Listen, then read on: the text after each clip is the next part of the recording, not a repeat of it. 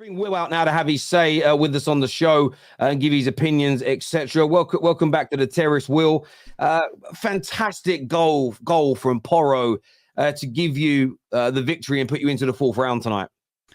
Yeah, I mean, and Porro, for me, I think he's been one of the best right backs in the league this season. The performance overall, though, for me was very kind of slow and stale.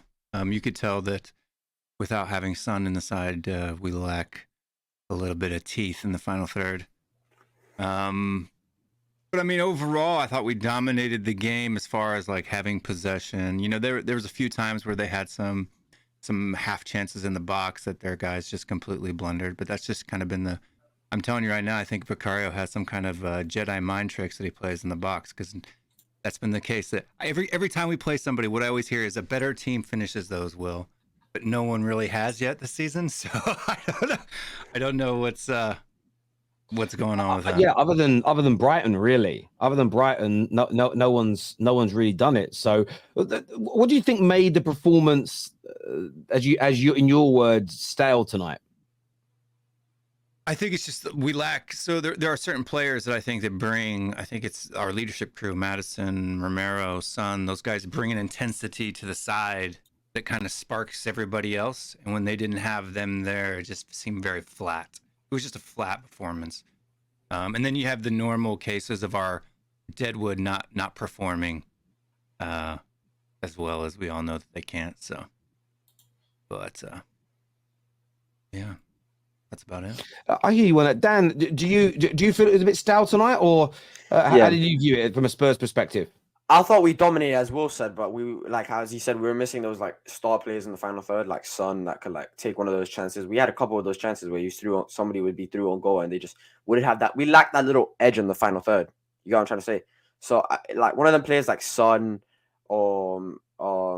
like playing in there, like we miss Son, we've been missing Madison with the creativity.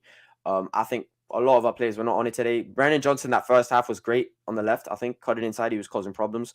But around the second half, when we moved him and when he was still playing on the left, I think he was bad. I think Brandon Johnson, that second half, he was poor. But at the end of the day, 3 points. I mean, not 3 points, sorry. We win the game and we're on to the next round. That's really what's important in the FA Cup, getting on to the next round. And that's exactly what we've done tonight. Yeah, of course. It absolutely is. And what was your take on the goal that won the game? Because you know, there have been some brilliant goals scored in the FA Cup over the years, and that must rank right up there with one of the best from a Spurs point of view. Yeah, Terry, I saw him strike that ball, and I thought it was a cross, and I'm like, "What was that cross?" I was like, "What was that cross?" And then I see it smashes to the top corner. I'm like, "Nah." Genuinely, I don't know. Why did you think that was a cross? Because there were so many players in the box that it looked like he was getting ready to whip that into the box for a cross, and I saw it was going over. I'm like, "Oh, the cross has gone over everybody's head," and then it goes into the top corner. I'm like, wait a minute, what? And genuinely, my first reaction was like, a player from that position, I'm thinking he's going to cross it. That's my first reaction. You're going to cross that ball from that position. No. Not Pedro Porro. Whips it into the top corner. What a strike. And me being young, I haven't seen most of the goals that you've been talking about top quality in the FA Cup. I've seen a few clips, but I haven't seen like most of them. But for me, that's one of the best goals I've ever seen in a cup competition. Listen, it was excellent. I wanted to ask you, Will and Dan, winning a trophy is obviously the ultimate aim of football. How important was it for you to stay in this competition, especially after going out of the League Cup so early? Yeah, I mean, I'm the kind of person that whatever competition we're in, we want to win. I don't necessarily rate domestic cups as success. I focus more on leagues and Champions Leagues as far as when I can say we've made it, because you got teams all the time that win domestic cups that aren't really competitors, right, year in and year out. I want Tottenham to be a competitor. But yeah, no, every competition that I want to win. Like a lot of our fan base mocked us when we were in the Conference League, and I was like, no, we got to win that competition. Like any competition we're in, we should try to win. I agree. How about yourself, Dan? I mean, I totally get what Will's saying in terms of you don't just want to win the FA. You don't want to be a cup team only. You want to be a team that's winning domestic trophies and competing for the league. But we've seen Arsenal fans today, for instance, talk about they're not worried about going out of the FA Cup. It isn't a big focus for them. Surely last year, you remember you telling that joke on the show that you don't even know what knives and forks are because you don't have any silverware. Is it important to stay in this and try and win it from your point of view? Play your strongest team possible in every game. 100%, and I'll say that for any cup competition. Carabao Cup, you remember me when I came on, we lost. I was fuming. Going out at any competition and it's a cup and it's a chance to win a trophy, I'm not having that. Even if it's a preseason cup, we have to take it. And us as Tottenham fans, we can't look at a cup and say, no, forget about that, move it to the side. Any club shouldn't be doing that. And the FA Cup is a very historic cup. It holds a lot of value. And if we go on to make a little cup run and we get onto the final stage, I back us to win it. A lot of Premier League teams playing against each other early on. But we have Arsenal playing against Liverpool. I think it was Man United playing against Wigan. Hey, who knows? Who knows with Man United right now? But a lot of Premier League teams are playing against each other early. So a lot of them are going to get each other knocked out. So if we go on a little run here, I back ourselves. And it's a cup that you can't turn aside. It would be my first ever cup supporting Tottenham watching, and I would just love that.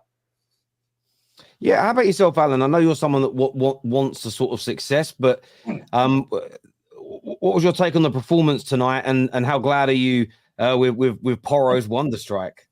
Look, Porro's goal was sensational. It's obviously what Estupin did to us for Brighton, literally just pretty much very similar goal. Sensational goal. Look, it's the result matters because we got through to the next round 1-0, but the performance wasn't great. Look, it was the best possible team we could have put out because of obviously all the people who got out. You got like 6 first teamers out. So it's, the best team we could have fielded, but it goes to show how bad the backup is, how much a squad is needed to be built, because there's a lot of players who obviously have chances time and time again who aren't good enough.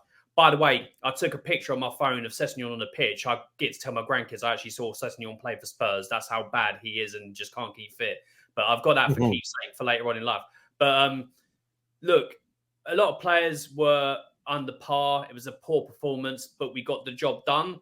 Let's just hope that there isn't too much going on in regards to,